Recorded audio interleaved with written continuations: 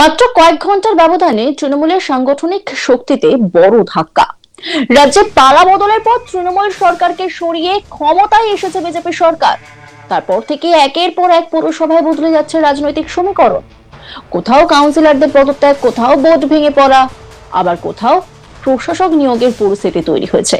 সেই ধারাবাহিকতায় এবার আরো একটি পুর বোর্ড ভেঙে গেল। অল্প সময়ের ব্যবধানে জেলার আরো একটি পুরসভা কার্যত তৃণমূলের হাতছাড়া হওয়ায় রাজনৈতিক চর্চা তীব্র হয়েছে।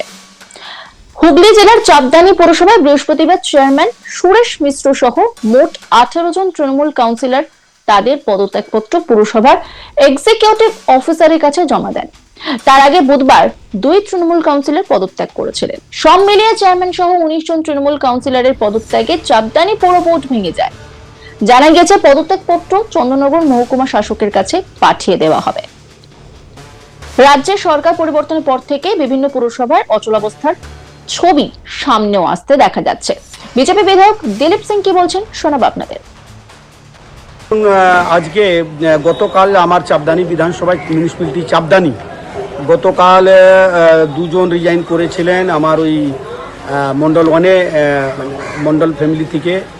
আর আজকে 17 জন চাপদানি মিউনিসিপ্যালিটিতে রিজাইন করছেন। তো চাপদানি মিউনিসিপ্যালিটি আজকে পুরো ভেঙে যাবে। আর আগামীকাল আর একটা ভালো নিউজ পাবেন।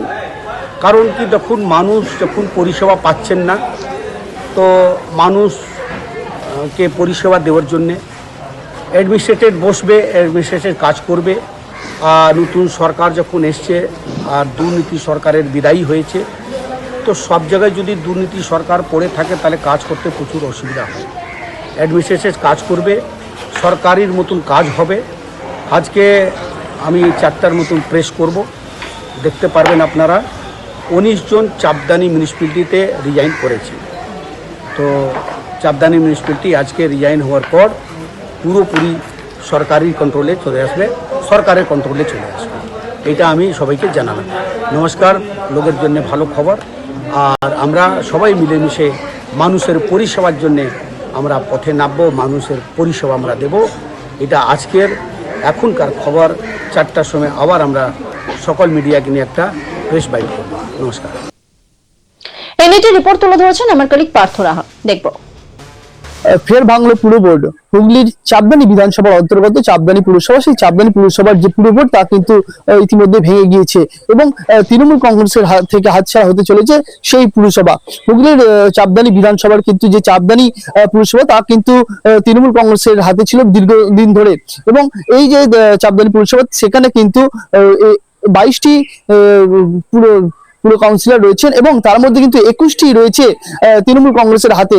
এবং আজ সেই চাপদানি পুরসভার যিনি চেয়ারম্যান এবং ভাইস চেয়ারম্যান তারা কিন্তু ইতিমধ্যেই পদত্যাগ করেছেন এবং তৃণমূলের যে আরো 17 জন কাউন্সিলর তারা কিন্তু পদত্যাগ করেছেন এই পুরসভার যে কাউন্সিলর পদ, সেই কাউন্সিলর পদ থেকে। এক কথা বলা যেতে পারে এই যে পুর বোর্ড, সেই পুর বোর্ড কিন্তু ইতিমধ্যে ভেঙে গিয়েছে এবং তৃণমূল কংগ্রেসের হাতছাড়া হয়েছে এই পুরসভা। হুগলির এই শুধুমাত্র চাপদানি বা ডানকুনি এই পুরসভাই নয়, একাধিক পুরসভা কিন্তু ইতিমধ্যে ভেঙে গিয়েছে এবং একাধিক ক্ষেত্রে কিন্তু পুর প্রশাসক যে বসানো হয়েছে বা জেলা থেকে অ্যাডমিনিস্ট্রেশন বসানো হয়েছে।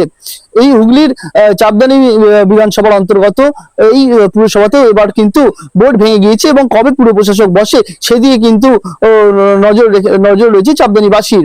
হুগলির এর আগে আমরা দেখেছি যে চন্দননগর কর্পোরেশন, সেই চন্দননগর কর্পোরেশন সেখানেও কিন্তু দেখা গিয়েছিল যে মেয়র এবং ডেপুটি মেয়র তারা কিন্তু পদত্যাগ করেছিলেন। পাশাপাশি সেই কর্পোরেশনে যারা কাউন্সিলর ছিলেন তারা কিন্তু একাধিক কাউন্সিলর তারা সেখান থেকে পদত্যাগ করে এবং সেখানে কিন্তু পুরো বোর্ড যেটা ছিল সেটা ভেঙে যায় এবং সেখানে ইতিমধ্যে প্রশাসক বসেছে এবং সাধারণ নাগরিকদের যে পুরো পরিষেবা তা কিন্তু দিচ্ছে প্রশাসক তিনি।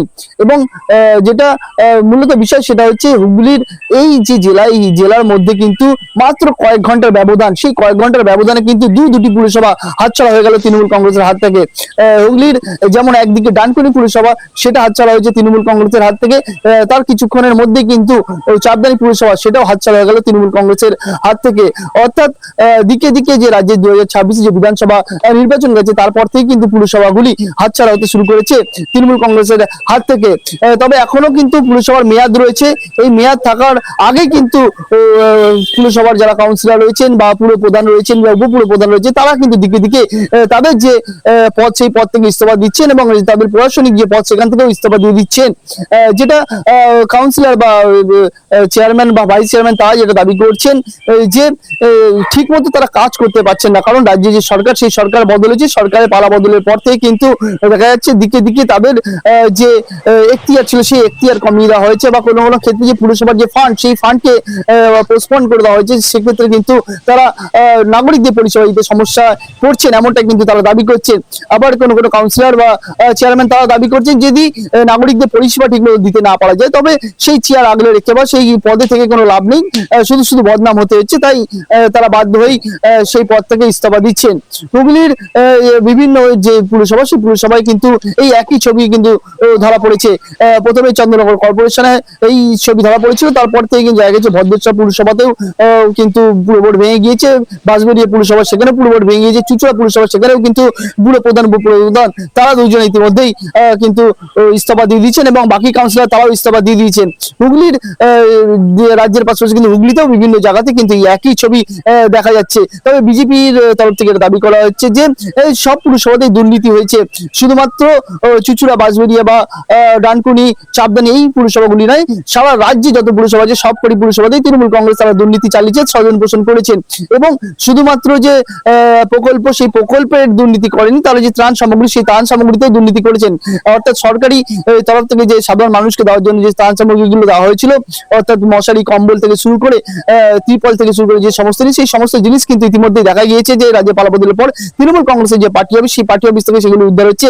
আবার কোথাও দেখা গিয়েছে তৃণমূল কংগ্রেস নেতৃত্ব সেই নেতৃত্বের বাড়ি থেকে উদ্ধার হচ্ছে সেই সমস্ত জিনিস। অর্থাৎ এক কথায় বিজেপি যেটা জানতে চায় যে তৃণমূল কংগ্রেস সর্বক্ষেত্রে দুর্নীতি করেছে, শুধুমাত্র যে পুরসভা সেই পুরসভাতেই দুর্নীতি হয়েছে এমনটা নয়, এখন তারা কিন্তু সেই দুর্নীতির দায় ঝেড়ে ফেলতে চাইছে এবং তার জন্য ইস্তফা দিচ্ছেন।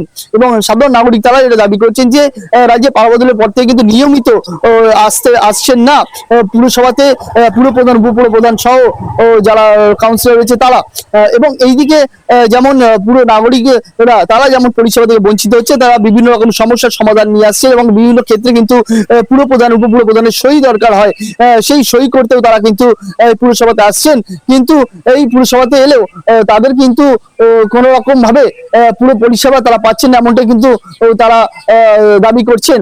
ফলে এই জেলার কিন্তু একাধিক জায়গায় যেমন বোর্ড ভেঙেছে, তেমন কিন্তু দেখা যাচ্ছে যে হুগলির একাধিক পুরসভা কিন্তু হাতছাড়া হচ্ছে ইতিমধ্যে তৃণমূলের হাত থেকে।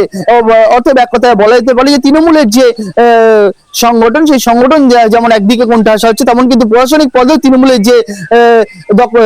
যে দাপট ছিল সেই দাপটও কিন্তু কমতে শুরু করেছে, কারণ পুরসভাগুলো ইতিমধ্যেই তাদের যে মেয়াদ সেই মেয়াদ উত্তীর্ণ হওয়ার আগে থেকেই কিন্তু বোর্ড ভেঙে যাচ্ছে।